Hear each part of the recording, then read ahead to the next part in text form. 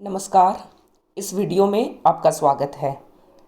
आज हम Thomas Aquinas के कानून संबंधी विचारों का अध्ययन करेंगे।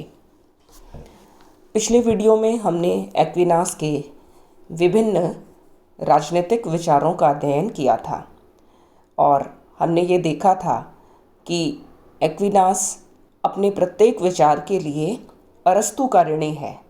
वह अरस्तू के अधिकांश राजनीतिक विचारों को स्वीकार करते हुए उनके ऊपर अपनी ईसाई मान्यताओं को आरोपित कर देता है, किंतु मूलतः वह अरस्तू के तर्क को स्वीकार करता है।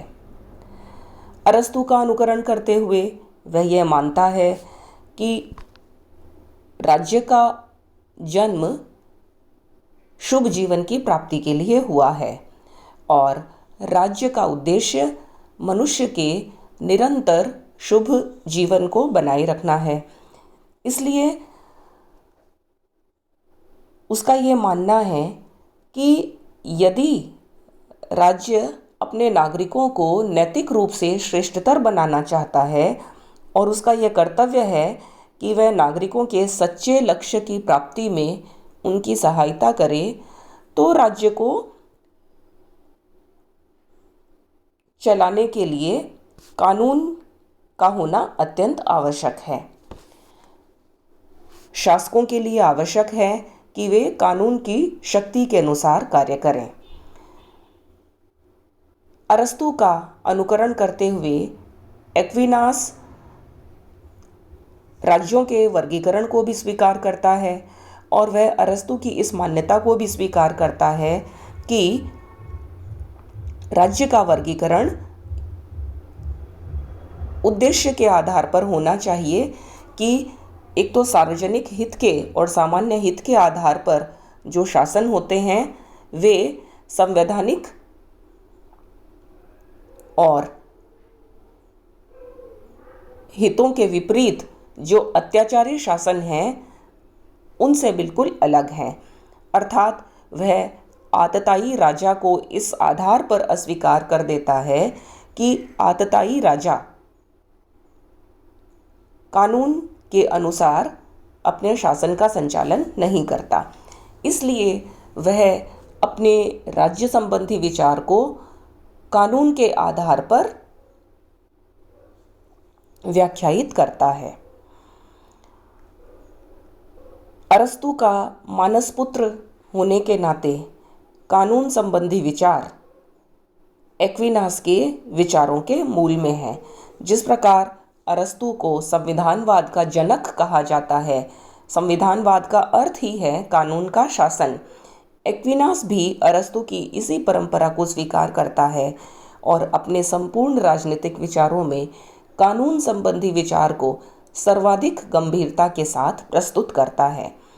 अपनी पुस्तक सुम्मा थियोलॉजिका में वह कानून की एक विस्तृत और गहरी योजना प्रस्तुत करता है और यह योजना अरस्तू से भी कहीं अधिक व्यापक है, विस्तृत है और उसमें एक्विनास के मौलिक चिंतन का भी पर्याप्त दर्शन हो जाता है।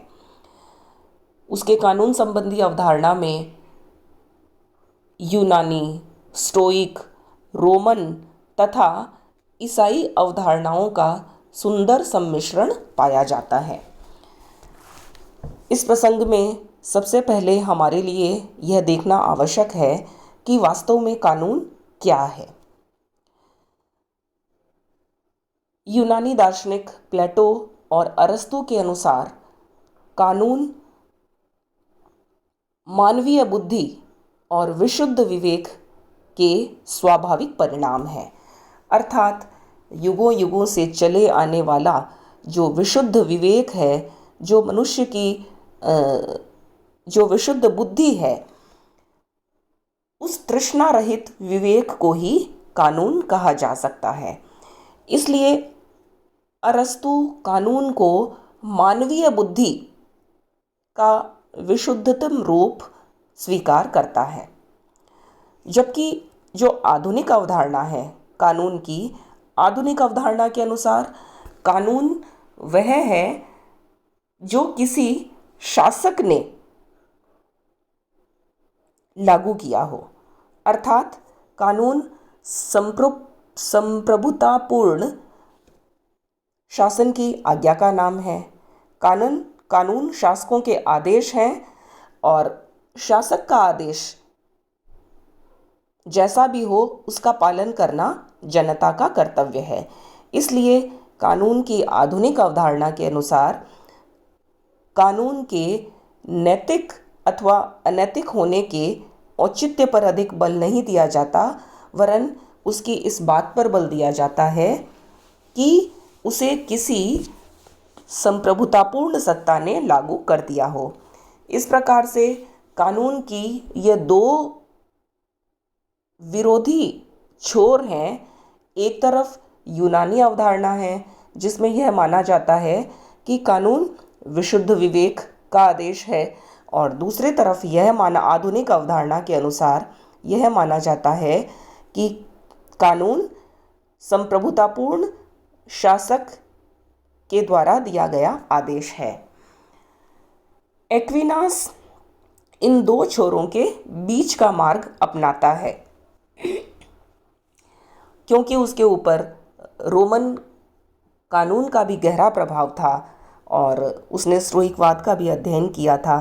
तो इसलिए वह अरस्तु की कानून संबंधी अवधारणा में व्यापक परिवर्तन प्रस्तुत करता है और उसके अनुसार कानून सामान्य हित के लिए विशुद्ध विवेक का वह आदेश है जो शासकों के द्वारा लागू किया जाता है, उन शासकों के द्वारा जिनके ऊपर समाज का संरक्षण करने की जिम्मेदारी या दायित्व है।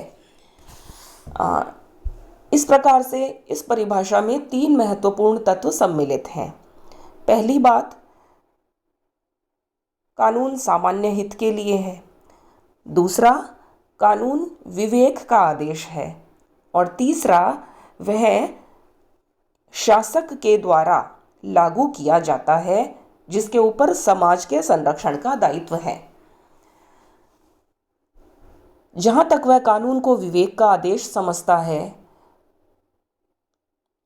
उसका अर्थ यह है कि वह परंपरागत प्राकृतिक कानून के सिद्धांत को स्वीकार करता है, और जहां तक वह कानून को शासक की आज्ञा या आदेश को मानता है, वहां तक वह उस आधुनिक सिद्धांत को स्वीकार करता है जिसके अनुसार कोई नियम तब तक कानून नहीं बन सकता जब तक उससे किसी बाध्यकारी सत्ता के द्वारा लागू नहीं किया जाता।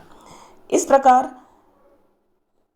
हम देख सकते हैं कि टॉमस के सिद्धांत का यह मूलभूत समन्वयात्मक स्वरूप है, जिसमें एक तरफ वो यह मानता है कि कोई भी आदेश तब तक कानून नहीं हो सकता जब तक वह मनुष्य की विवेक बुद्धि के अनुसार संचालित नहीं है। यदि सामान्य मानवीय विवेक के विरुद्ध यदि कोई आदेश राजा के द्वारा दिया जाता है तो उस आदेश को कानून का नाम नहीं दिया जा सकता। दूसरी तरफ यह भी सच है कि मानवीय विवेक के आधार पर कोई भी आदेश तब तक भी कानून नहीं बन सकता जब तक कि वह राजा के द्वारा लागू नहीं कर दिया गया हो। और इसमें तीसरी बात यह है कि मानवीय विवेक के आधार पर राजा के द्वारा जो कानून लागू किया जाता है उसमें अपनी प्रजा के सामान्य हित की बात मूल रूप से विद्यमान होनी चाहिए। यदि जनता का सामान्य हित किसी आदेश में नहीं है तो जनता उस आदेश को मानने के लिए बाध्यकारी नहीं है। यहाँ हम स्पष्ट रूप से देख सकते हैं कि एक्विनास शासक को स्वेच्छाचारितापूर्ण और निरंकुश कानून की शक्ति प्रदान नहीं करता है, वरन राजा के लिए ये आवश्यक है कि उसके द्वारा जो भी कानून बनाया जाएगा वो कानून विवेक के सिद्धांतों के अनुसार हो और वो अपनी प्रजा के सामान्य हित के लिए हो, उसमें किसी वर्ग विशेष के और किसी भी प्रकार के स्वार्थी तत्वों का सम्मिलन नहीं होना चाहिए। दूसरी बात जो हमें कानून के संदर्भ में याद रखनी है वो ये है कि टॉमस एक्विनास के अनुसार, जैसा कि हम पिछले वीडियो में भी देख चुके हैं, यह जो विश्व है वो एक पिरामिड की तरह है और इस पिरामिड के आधार पर विभिन्न मानव विज्ञान है या यह पूरा संसार है और इसके शिखर पर एक ईश्वर बैठा हुआ है। उस ईश्वर की शाश्वत योजना के अनुसार ही यह संपूर्ण सृष्टि और यह ब्रह्मांड चलता है। इसलिए प्रत्येक छोटा जीव या प्रत्येक जड़ या चेतन, ये सभी उस ईश्वरीय योजना के ही अंग हैं और सभी एक निश्चित उद्देश्य से ईश्वर की प्राप्ति के लिए उसी दिशा में आगे बढ़ रहे हैं। इसलिए यदि यह बात संपूर्ण ब्रह्मांड के प्रत्येक वस्तु पर लागू होती है तो एक्विनास के अनुसार यह बात कानून पर भी लागू होती है। इसलिए यह कह सकते हैं कि राजा के द्वारा बनाया गया कोई भी कानून उस शाश्वत ईश्वरीय योजना की ही एक प्रकार से अभिव्यक्ति है। जो शक्ति पूरे ब्रह्मांड को संचालित करती है और उसकी जो अभिव्यक्ति है उसी के अनुसार शासक के कानून को भी उसी के एक अंश के रूप में समझा जाना चाहिए। इस प्रकार उसके कानून संबंधी विचार अत्यंत व्यापक हैं और इतने महत्वपूर्ण हैं कि वो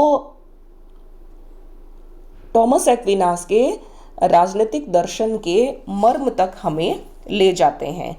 इसलिए हमें टॉमस के कानून संबंधी विचारों का अलग से विस्तार से अध्ययन करना चाहिए। टॉमस कानून के 4 प्रकार के भेद मानता है: शाश्वत कानून, प्राकृतिक कानून, दैवीय कानून तथा मानवीय कानून। ये एक ही लाइन में, या हम कह सकते हैं कि ये सभी कानून एक ही व्यापक योजना के अलग अलग भाग हैं और ये एक ही प्रकार के विवेक से संचालित होते हैं। ये मूलतः उस ईश्वर की योजना के ही अंग हैं जो अलग अलग स्तरों पर संचालित हो रहे हैं। तो सबसे पहले अध्ययन करते हैं कि शाश्वत कानून क्या है। एक्विनास की योजना में शाश्वत कानून मूलभूत कानून है और इसी शाश्वत कानून के अनुसार संपूर्ण ब्रह्मांड और उसकी जो सृष्टि है वो निर्मित हुई है। शाश्वत कानून अपने स्वरूप में केवल मनुष्य के या हम कह सकते हैं कि शाश्वत कानून वह योजना है जिसके अनुसार ईश्वर ने ब्रह्मांड की सृष्टि की और यह अपने संपूर्ण रूप में केवल ईश्वर के मस्तिष्क में ही विद्यमान है। यह इतनी व्यापक योजना है कि इसमें सभी प्रकार का भूत, वर्तमान और भविष्य सम्मिलित हो जाता है। यह अपने एक एक अंश में निरंतर प्रकट होता रहता है, जिसे कि हम वर्तमान कहते हैं। अनंत इसका प्रकटीकरण हो चुका है। इसके एक हिस्से का प्रकटीकरण वर्तमान में होता है और इसका अनंत प्रकटीकरण आने वाले भविष्य में होगा। इस तरह से यह जो समग्र सृष्टि, जो भी चराचर जगत, जो भी जीव जंतु, जो भी जड़ चेतन प्राणी हमें दिखाई देते हैं, वे सभी उस शाश्वत ईश्वरीय योजना की ही अभिव्यक्ति हैं। इसलिए शाश्वत कानून को अपने पूर्णतम रूप में केवल ईश्वर ही समझ सकता है, किंतु मनुष्य अपनी सीमित बुद्धि के द्वारा उसका केवल कुछ आभास मात्र प्राप्त कर सकता है और अपनी बुद्धि के द्वारा इस शाश्वत योजना का जो आभास मनुष्य प्राप्त करता है उसी को प्राकृतिक कानून कह सकते हैं। इसलिए शाश्वत योजना का जो वर्तमान का जो स्वरूप है, जो कि आज हमारे सामने प्रतिभासित हो रहा है, वो है प्राकृतिक कानून। प्राकृतिक कानून विश्व में अभिव्यक्त ईश्वरीय विवेक है। शाश्वत कानून से इसकी भिन्नता इस आधार पर है कि शाश्वत योजना के लिए ज़रूरी नहीं है कि वो अभिव्यक्त हो। शाश्वत योजना ईश्वर की वह योजना है जो उसके मस्तिष्क में है, वो कुछ अभिव्यक्त हुई है और उसका बहुत सारा भाग अभी अभिव्यक्त होना बाकी है।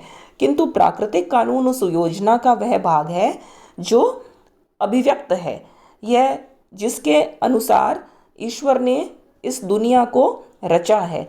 इसलिए यह रचित विश्व में शाश्वत कानून का एक छोटा सा प्रतिबिंब है। यह मनुष्य के हृदय में उसी तरह से अंकित है जिस प्रकार से पेड़ पौधे, छोटे मोटे जीव जंतुओं के हृदय में अंकित है। किंतु मनुष्य इस प्राकृतिक कानून को अपनी बुद्धि और विवेक शक्ति के कारण अच्छी तरह से आभासित कर सकता है। मनुष्य में वो क्षमता है कि वो अपने विशुद्ध जो उसके मस्तिष्क में जो उसकी बुद्धि की जो क्षमता है, उसके आधार पर वह यह समझता है कि प्राकृतिक कानून के अंतर्गत कौन से मूलभूत सिद्धांत हैं और किस प्रकार से यह प्रकृति संचालित हो रही है। किंतु मनुष्य के अलावा जो भी पशु पक्षी जगत है, जो अन्य प्रकृति के जो जड़ चेतन हैं, वे इस प्राकृतिक कानून की योजना में केवल यंत्रवत सम्मिलित होते हैं। वे अपनी विवेकहीन भाव से और आंतरिक प्रवृत्ति से ही इस प्राकृतिक कानून के अनुसार चलते रहते हैं। उन्हें प्राकृतिक कानून का प्रत्यक्ष आभास नहीं होता है और वे केवल प्राकृतिक कानून का एक यांत्रिक भाव से अनुकरण करते रहते हैं। जबकि मनुष्य की भिन्नता यह है और श्रेष्ठता भी यह है कि उसे प्राकृतिक कानून के अनुसार अपने शुभाशुभ का ज्ञान होता रहता है। प्राकृतिक कानून के प्रकाश में मनुष्य यह जान पाता है कि कौन से कार्य प्राकृतिक कानून के अनुरूप हैं जो किए जाने चाहिए और कौन से कार्य प्राकृतिक कानून के विरुद्ध हैं या प्रकृति के विरोध में हैं जिन्हें नहीं किया जाना चाहिए। इसी प्राकृतिक कानून के ज्ञान के आधार पर प्रत्येक मनुष्य यह तय कर पाता है कि क्या किया जाना चाहिए और क्या नहीं किया जाना चाहिए। किंतु यह जो प्राकृतिक कानून है, यह इस बात को तो मनुष्य को समझा देता है कि क्या किया जाना चाहिए, लेकिन कैसे किया जाना चाहिए या प्रकृति के अनुसार जो साध्य निर्धारित किए जा सकते हैं, उनकी प्राप्ति के साधन कौन से हो सकते हैं, उन साधनों के बारे में प्राकृतिक कानून में कोई भी ज्ञान नहीं मिलता है।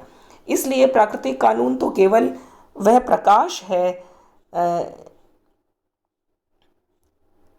जिसके द्वारा मनुष्य ईश्वरीय कानून की योजना में भाग लेता है, उसको समझ सकता है। प्राकृतिक कानून प्रत्येक काल, प्रत्येक समय के लिए विद्यमान रहता है और इस संसार के सभी मनुष्यों के लिए एक समान होता है। इसलिए प्राकृतिक कानून को लागू करने में कठिनाई इसलिए आ सकती है क्योंकि ये सभी कालों के लिए और सभी स्थानों के व्यक्तियों के लिए, इस संसार के सभी मनुष्यों के लिए एक समान बरतता है। इसलिए विभिन्न स्थानीय आवश्यकताओं के अनुसार उसको कैसे प्राप्त किया जाए, यह एक बड़ी समस्या उत्पन्न होती है। इसी समस्या के निराकरण के लिए जो कानून का जो तीसरा जो भाग है या जो तीसरे प्रकार का कानून है, उसे दैवीय कानून कहा जाता है। वास्तव में हम ये देखें तो शाश्वत कानून और प्राकृतिक कानून, ये दो कानून ऐसे हैं जो पूरी तरह से ईश्वर के हाथ में हैं। ये वो कानून हैं जो ईश्वर ने प्रदान कर दिए हैं। ईश्वर की इस योजना में किसी का भी कोई दखल नहीं हो सकता। यह केवल प्रकटीकरण है जिसे हम चाहें या न चाहें हमें स्वीकार करना ही पड़ेगा। मनुष्य के हाथ में वो शक्ति नहीं है कि वो इस प्राकृतिक योजना में अपनी बुद्धि और विवेक के द्वारा भी किसी भी प्रकार का कोई हस्तक्षेप कर सके। इसलिए शाश्वत कानून और प्राकृतिक कानून ये दोनों ही प्रत्येक काल और प्रत्येक समय में इस संपूर्ण संसार में साथ साथ चलने वाले हैं। ऐसा कोई समय नहीं था जब वो नहीं थे, और ऐसा कोई समय नहीं होगा जब ये नहीं होंगे। इसलिए वे अनादि अनंत हैं। किंतु प्राकृतिक कानून को लागू कैसे किया जाए और मनुष्य के जीवन के छोटे छोटे क्रियाकलापों को प्राकृतिक कानून के अनुसार कैसे निर्धारित किया जाए, यह एक बड़ा प्रश्न है। और इसी प्रश्न को सुलझाने के लिए या इसी समस्या को सुलझाने के लिए दैवीय कानून और मानवीय कानूनों की उत्पत्ति होती है। एक्विनास यह बताता है कि जो दैवीय कानून होता है वो अलग अलग कालखंडों में, अलग अलग स्थानों पर, अलग अलग रूप में ईश्वर की अंतर प्रेरणा से मनुष्य के सामने प्रकट होता है। और यदि सरल शब्दों में समझें तो एक्विनास के अनुसार दैवीय कानून वह है जो ईश्वर अपने पुत्रों को या अपने पैगंबरों को अलग अलग समय में धरती के अलग अलग स्थानों पर भेजता है और अपनी योजना का आभास उन पैगंबरों के मुख से करवा करके मानव जाति का उद्धार करता है। जैसे कि ईसाई धर्म के प्रवर्तक ईसा मसीह जो कि ईश्वर के पुत्र हैं, उनका अवतरण इसीलिए हुआ कि वे उस शाश्वत या प्राकृतिक योजना को अधिक सरल शब्दों में और अधिक ग्राह्य रूप में सामान्य जन को उस प्राकृतिक योजना का आभास करवा सकें। इसलिए दैवीय कानून समय समय पर विभिन्न धर्म प्रवर्तकों के द्वारा बताया गया वो धर्म है जिसका कि जनता को अनुसरण करना चाहिए। यहाँ दैवीय कानून की मुख्य विशेषता ये है कि यह मानवीय बुद्धि और विवेक के द्वारा इसका प्रकटीकरण नहीं होता है, वरन यह तो पैगंबर की उस आंतरिक अनुभूति का परिणाम होता है जो ईश्वर की अनुकंपा से उसे मिलती है।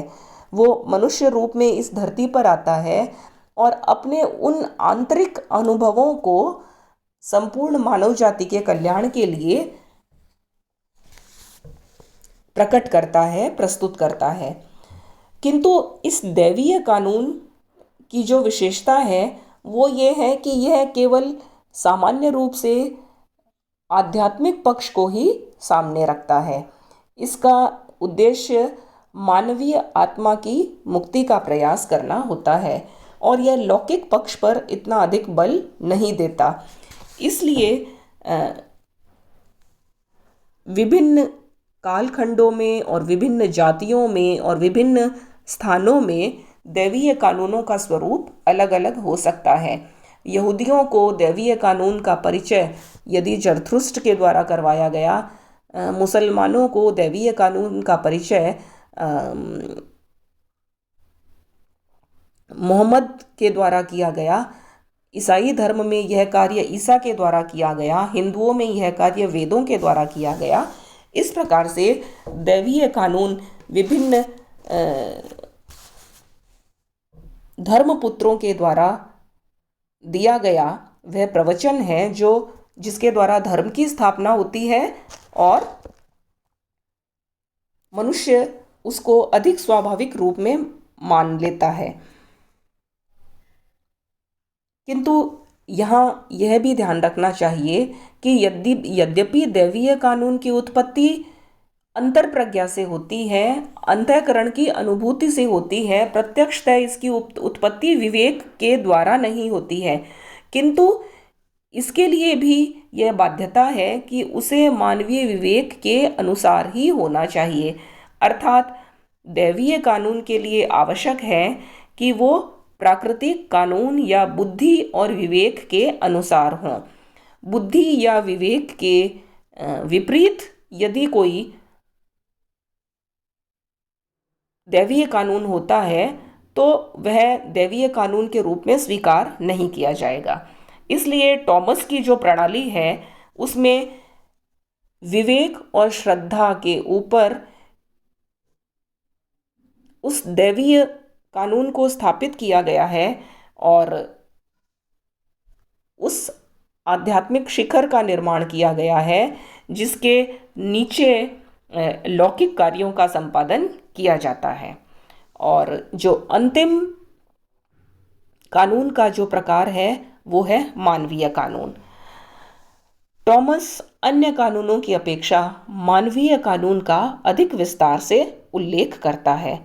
अरस्तु के प्रभाव में आकर के टॉमस के लिए यह करना स्वाभाविक भी था।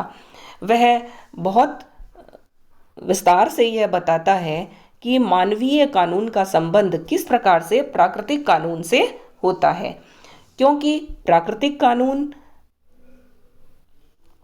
जो है वो विशुद्ध बुद्धि और विवेक के द्वारा संचालित होता है, ईश्वर की विशुद्ध बुद्धि और विवेक से संचालित होता है, और मनुष्य भी क्योंकि ईश्वर का ही प्रतिबिंब है, इसलिए मनुष्य के द्वारा बनाया जाने वाला जो कानून है वो भी विशुद्ध विवेक से ही संचालित होना चाहिए। प्राकृतिक कानून को विस्तार देने का काम मानवीय कानून करता है। प्राकृतिक कानून की जो मूलभूत सिद्धांत हैं उन्हीं के प्रकाश में अलग अलग स्थानों पर अलग अलग कालखंडों में मनुष्य के जीवन को शुभ बनाने के लिए मानवीय कानूनों का निर्माण शासकों के द्वारा किया जाता है। जैसे प्राकृतिक कानून के द्वारा प्रत्येक मनुष्य यह जानता है कि चोरी करना पाप है, या हमें सत्य बोलना चाहिए, या किसी की हत्या नहीं करनी चाहिए, किंतु उसकी निश्चित परिभाषा हमें शासक के द्वारा बनाए गए मानवीय कानून से ही प्राप्त हो सकती है। और दूसरी बात यह है कि प्राकृतिक कानून का उल्लंघन करने पर किसी भी प्रकार का कोई दंड मनुष्यों को प्रत्यक्ष रूप में नहीं मिलता, किंतु मानवीय कानूनों का उल्लंघन करने पर प्रत्यक्ष रूप से दंड की व्यवस्था होती है। इसलिए अन्य तीनों प्रकार के कानूनों से मानवीय कानून इस रूप में भिन्न है कि उन्हें आवश्यक रूप से मानव समुदाय पर बाध्यकारी रूप में लागू किया जाता है, और मानवीय कानून के आधार पर ही मानव समाज को संचालित रखा जा सकता है। किंतु जैसा कि हमने एक्विनास की परिभाषा को देखते हुए प्रारंभ में ही देख लिया था कि मानवीय कानून सामान्य हित के लिए मानवीय विवेक के आदेश हैं जिन्हें उस व्यक्ति के द्वारा लागू किया जाता है जो समाज का संरक्षण करता है।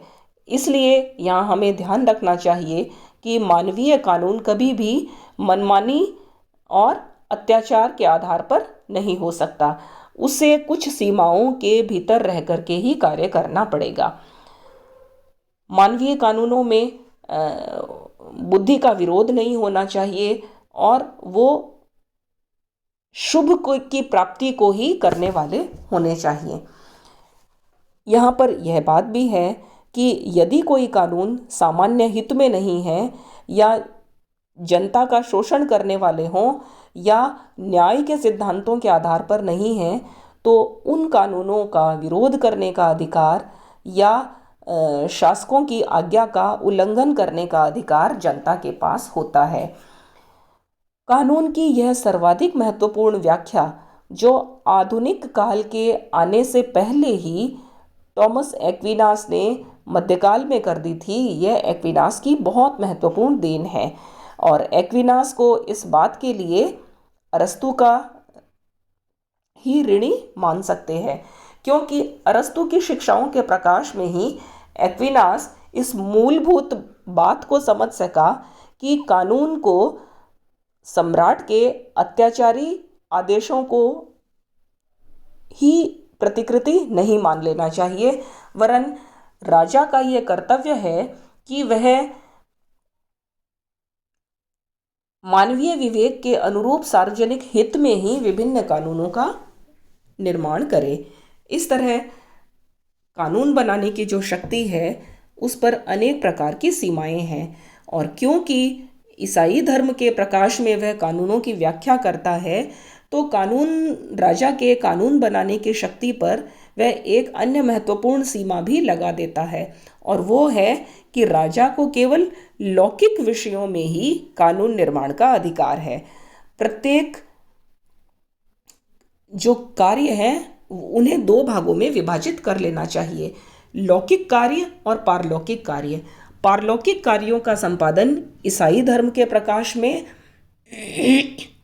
धर्मगुरु को करना चाहिए, और लौकिक कार्यों का संपादन सामान्य बुद्धि और विवेक के आधार पर शासक को करना चाहिए। इसलिए राज्य का और कानून का क्षेत्राधिकार केवल लौकिक विषयों तक सीमित है, और जो पारलौकिक विषय हैं या आत्मा के कल्याण से संबंधित विषय हैं उनको दैवीय कानूनों के अनुरूप ही ईसाई धर्म के प्रकाश में समझा जाना चाहिए। तो इस प्रकार कानून संबंधी इस व्याख्या को देखने से हम इस निष्कर्ष पर पहुंचते हैं कि जो एक्विनास ने कानून की बहुत महत्वपूर्ण परिभाषा दी है और उसके आधार पर वो 4 प्रकार के कानूनों की बात विस्तार से करता है, उसमें यह बात भली प्रकार से स्पष्ट हो जाती है कि कानून संबंधी विचार कितने मौलिक हैं, और एक्विनास केवल अरस्तु पर ही निर्भर नहीं है, और एक्विनास ने अपने इन विचारों का निर्माण अरस्तु से भी अधिक रोमन, स्टोइक और ईसाई विचारों के समन्वय से किया है। इस प्रकार से यदि समग्र रूप में हम टॉमस एक्विनास के योगदान की चर्चा करें तो हम ये कह सकते हैं कि एक्विनास का महत्वपूर्ण योगदान यह है कि उसने मध्यकाल में आधुनिक यूरोप के निर्माण से पूर्व ही अरस्तु को संसार से परिचित करवाया। अरस्तु का ईसाई धर्म के प्रकाश में जो व्यापक विवेचन उसने किया और पॉलिटिक्स की जो महत्वपूर्ण टीकाएं लिखी, इसी का यह परिणाम रहा कि यूरोप अरस्तु को भली प्रकार से समझ सका, और आधुनिक यूरोप का जो शिलान्यास है, जो निर्माण है, वो एक्विनास के द्वारा अरस्तु को प्रकट करने के पश्चात ही हुआ है। इसलिए एक्विनास के माध्यम से अरस्तु का प्रकटीकरण हुआ, और अरस्तु की शिक्षाओं के प्रकाश में आधुनिक यूरोप का निर्माण होता है। इसलिए एक्विनास को आधुनिक यूरोप के निर्माण के एक मूलभूत खंड के रूप में समझा जाना चाहिए। धन्यवाद।